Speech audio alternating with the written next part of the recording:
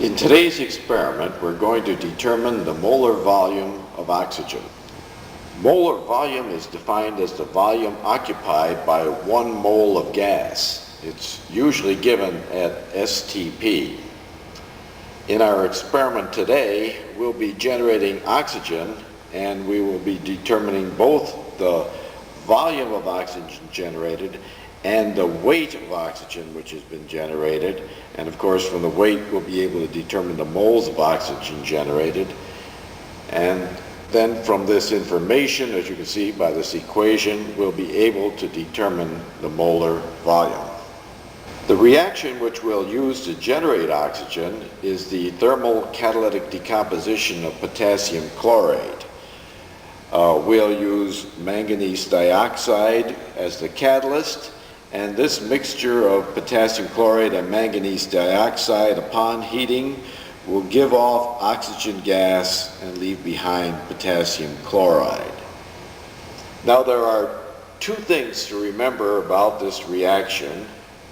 First, all of the reactants and products, that is the potassium chlorate, the manganese dioxide, and the potassium chloride, all of those are non-volatile solids. The only thing which will escape upon heating is the oxygen gas. Therefore, if we have a weight of the container and all of these materials before heating and after heating, the loss in weight is going to be equal to the weight of oxygen generated. The other thing which we're going to use in today's experiment, particularly when we calculate the purity of the potassium chlorate, is the stoichiometry of this reaction. Please note, 2 moles of potassium chlorate will generate 3 moles of oxygen. With all this background material in hand, the experiment itself can be summarized in 4 steps. First, we'll weigh out the potassium chlorate and the inert materials such as the catalyst or any impurities which may be in the potassium chlorate. The potassium chlorate itself is the only thing, though, which should lose weight because it's going to be heated and generate the oxygen. If we, for example, have a wet test tube, the water will vaporize, but we will think that we are generating oxygen. So please do not use a wet test tube in this experiment. After we have weighed out the potassium chlorate, we will heat the potassium chlorate and collect the oxygen. The oxygen is collected over water, that is collected by the displacement of water in a flask, and we will then measure the volume of oxygen which we have generated by knowing the weight of water displaced in the flask by the oxygen which is generated. From this weight of water and the density of water, we will be able to calculate the volume of water which was displaced, which is equal to the volume of oxygen generated. And finally, of course, here we are, that the measured weight loss in the test tube will be equal to the weight of oxygen generated, which we can, using the molecular weight, convert to the moles of oxygen generated. Well, let's see what the experimental setup looks like. Here's the apparatus that you're going to be using today. You will get from the stockroom these 2 test tubes, there's one of them here, and you'll clamp it in place. Now when you clamp it in place here, make sure that the clamp you have does not have rubber pads on it, because when you heat the tube, if the rubber should melt, it'll change the weight of the test tube and therefore give you bad results as far as the weight of oxygen generated is concerned. Then you will get this tubing. You will set up the tubing in this manner. This part gets clamped in place over here, the top of the test tube. The other end goes to the side arm of your reservoir. This is a suction flask which uses a reservoir here. When you're putting tubing rubber tubing on glass tubing, make sure that both of these are wet, and then the tubing will slide on much easier. And finally, what you'll do is you'll put in this tube, which will lead from the reservoir here into your collecting flask. Your collecting flask is a 125 milliliter Erlenmeyer flask. To set up the collecting flask, you merely fill this up with water completely, so that, and then when you put it out of water, do not take the opening out of water, and just hang it up then so that the opening remains underwater. Now your flask is completely filled with water, and it'll be only the oxygen which displaces this. Is concerned. We won't go over all the details, but there are a couple of words of caution. Please use the same balance for all 4 weighings in a test tube. As you put material in or you weigh the thing after it's heated, use the same balance for all those 4 weighings. If you want, you can use another balance for your second test tube, but use that balance for all the 4 weighings. Now, in weighing here, there are a couple of other precautions which we'll use. Make sure that when you put things on the balance pan, you use these little slots in the balance pan to hold your test tube. And when you put your test tube on, make sure that the test tube is on in such a position so that it does not tilt the pan and give you bad results. Make sure that you have the pan level when the test tube is on. You close the door. Then during the weighing and before the weighing, check to see whether or not the ends of the test tubes or the bottoms are touching the side of the balance case or the bottom of the balance case. The test tube itself must never touch the balance, otherwise you're going to get a wrong result. Finally, when you're putting this tube on or taking this tube off the balance, make sure that the beam is arrested. That is, on the side here, you make sure that that lever is turned off. All right, now we're all ready to run this reaction. First thing, double check to make sure that all of these connections here are tight. Then you take the outlet from this surge bottle here and put your finger over the top here so that you don't get any water in there, and then slip it underneath into the flask here. There'll be some air which came out, but that water which went into the tube will be blown out when we heat this up. Now we start heating it. Heat it fairly gently at first.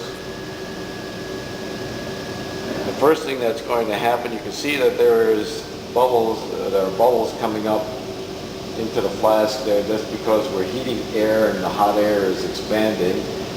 So far we haven't generated any oxygen yet. The bubbles that you see coming into the flask over here, these bubbles are all just from heating the tube and expanding the air.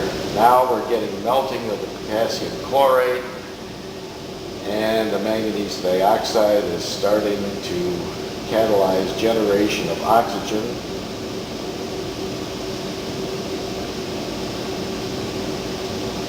There we go.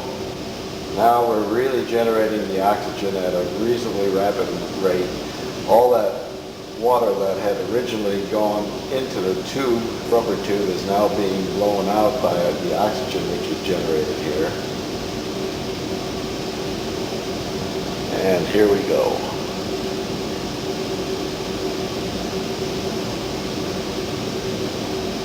The tube has become solid. We can stop the heating at this point and let the whole system cool. When the system cools, the air which came into this flask due to the heat expansion here, will be drawn back into the surge bottle and into the test tube here. When the system has cooled to room temperature, what you simply do is you remove the delivery tube, take your rubber stopper and stop her tightly so that there is no loss in gas or pressure of this tube, and then you can take it to make sure it's tight so you don't lose anything in here, then you can take it to the leveling tank. Let's take a close-up look of that heating process. First of all, though, make sure that all the material you put in this test tube is at the bottom here, not along the sides. Now let's do the heating here. Start the heating. And as we pointed out before, the first thing that happens is the tube gets hot and there will be some gas due to expansion. Then you get melting, and the melting material will generate the oxygen.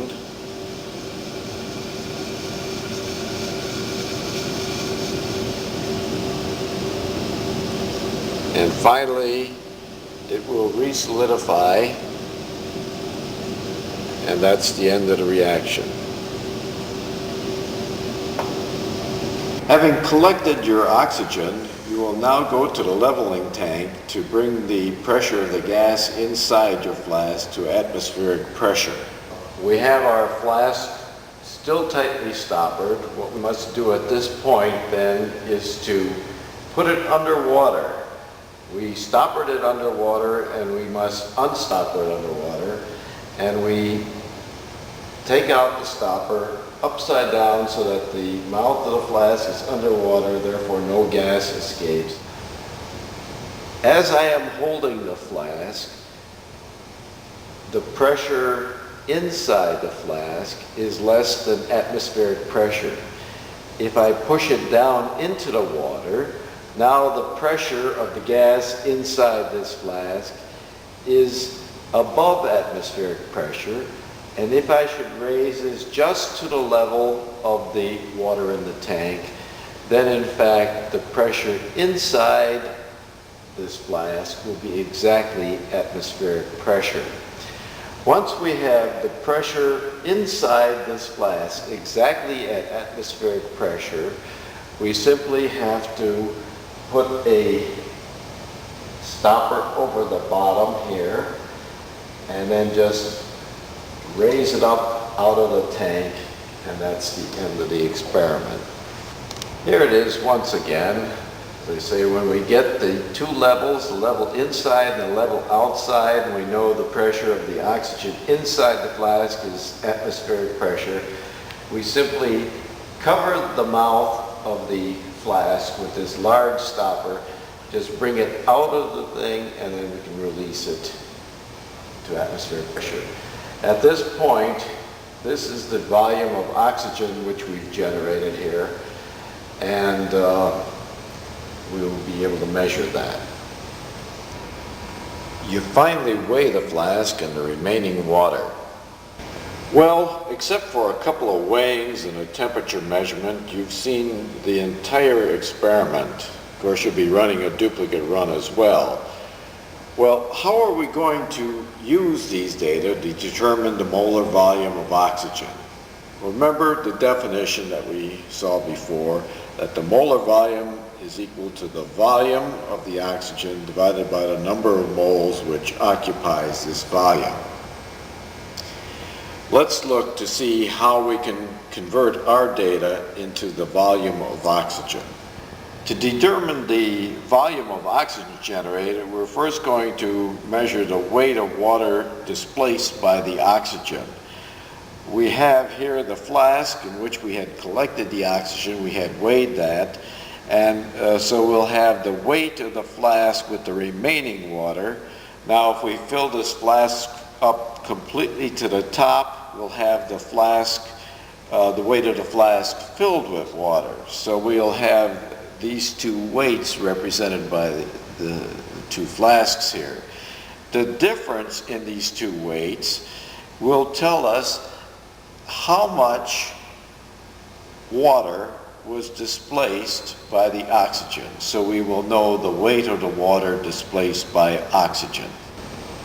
The weight of water displaced by oxygen divided by the density of water will give you the volume of water displaced by the oxygen, or in other words, the volume of the oxygen itself.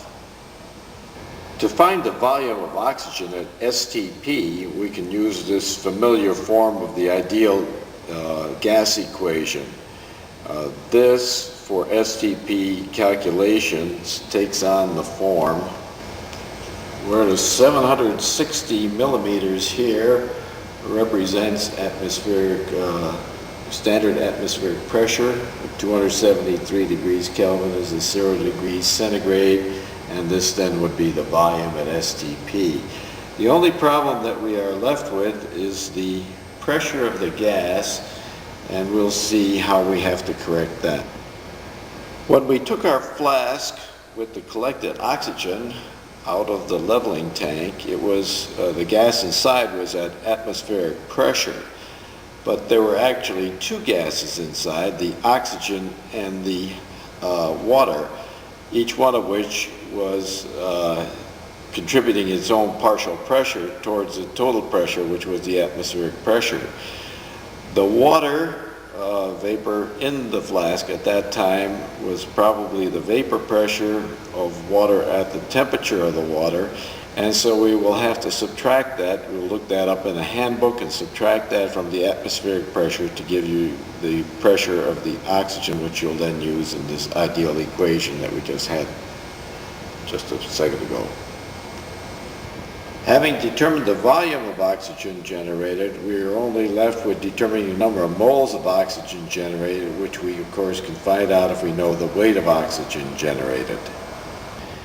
The weight of oxygen generated is of course given by the difference between the weight of the test tube before heating and the weight of the test tube after heating, so that we can now determine the weight of the oxygen generated, and we know the number of moles of oxygen generated.